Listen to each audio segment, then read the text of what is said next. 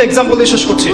অবস্থা এমন এবং অবস্থা হতে পারে এমন, আপনাদের সাগরের পাড়ে চোরাবালি আছে, মনে করেন একটা দেহ চোরাবালিতে পড়ে গেছে।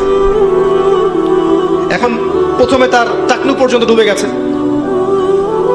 এখন সে নড়াচড়া করছে এখান থেকে বের হওয়ার জন্য। আশপাশে অনেক মানুষ, এই মানুষগুলো বলছে নড়াচড়া করো না, নড়াচড়া করো না, যদি নড়াচড়া করো তাহলে আরো ডুবে যাবে। কথা বুঝতে পারছেন? সে নড়াচড়া করা বন্ধ করে দিল এবং আশপাশের মানুষ তার হাত ধরে তাকে টেনে তুললো না, বরং আশপাশের মানুষ তাকিয়ে তাকিয়ে একটা তামাশা দেখলো এবং তাকে বললো নড়াচড়া করো না। সে নড়াচড়া করলো না। কিছুক্ষণ পরে আস্তে আস্তে আস্তে আস্তে তার হাঁটু পর্যন্ত ডুবে গেল। অটোমেটিকলি নড়াচড়া না করলেও তো ডুবে না? ডুবে গেল হাঁটু পর্যন্ত। এবার সে ছটফট করছে, আরো বেশি বের হতে হবে আমাকে।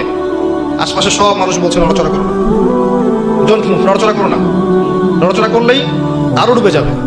আশপাশে সব মানুষ তাকে টেনে তোলার চেষ্টা করলো না। এরপরে তার কোমর ডুবলো, এরপর তার বুকটা ডুবলো, এরপর তার গলা পর্যন্ত ডুবলো।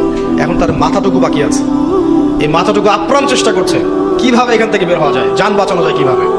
এখনো আশপাশে সব মানুষ দাঁড়িয়ে বলছে নড়াচড়া করো না, নড়াচড়া করলে যতটুকু বেঁচে আছো এতটুকু থাকতে পারো।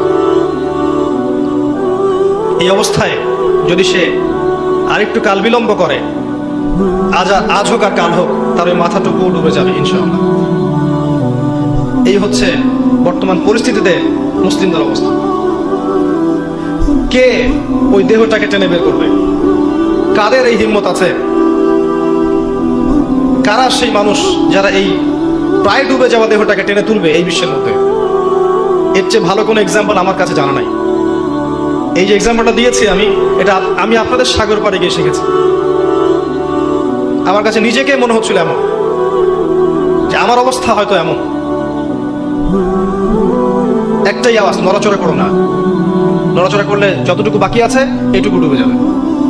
এইটুক আজ না হোক কাল ডুবেই যাবে। যদি শুরু থেকে নড়াচড়া করতো এবং শুরু থেকে সবাই যদি তাকে হেল্প করতো এবং তাকে টেনে তোলার চেষ্টা করতো, আজকে ওই উম্মার অবস্থা এমন হতো না। এই করতে করতে করতে করতে আজকে আমাদের এই অবস্থা হচ্ছে।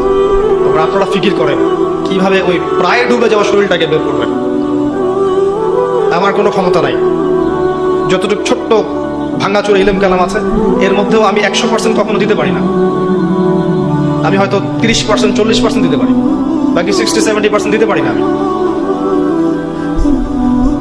এতটুকু শেয়ার করছি, বাকি ফিকির আপনারা করুন কিভাবে আল্লাহর জমিনে, আল্লাহর দিনের, আল্লাহর এই উম্মাহ মুহাম্মদ সাল্লাল্লাহু আলাইহি ওয়াসাল্লাম উম্মাহকে বাঁচাবেন, তাদের উপকার করবেন, কল্যাণ করবেন। ভবিষ্যতে কি হবে এই উম্মার, কিভাবে হাল ধরবেন, এগুলো আপনারা চিন্তা করতে থাকেন। আমার কাছে এর চেয়ে ভালো কোনো এক্সাম্পল নাই। আমি দোয়া করি আল্লাহর কাছে, আল্লাহ পাক যেন আমাদের সবাইকে কথাগুলো বোঝার তৌফিক দান করেন।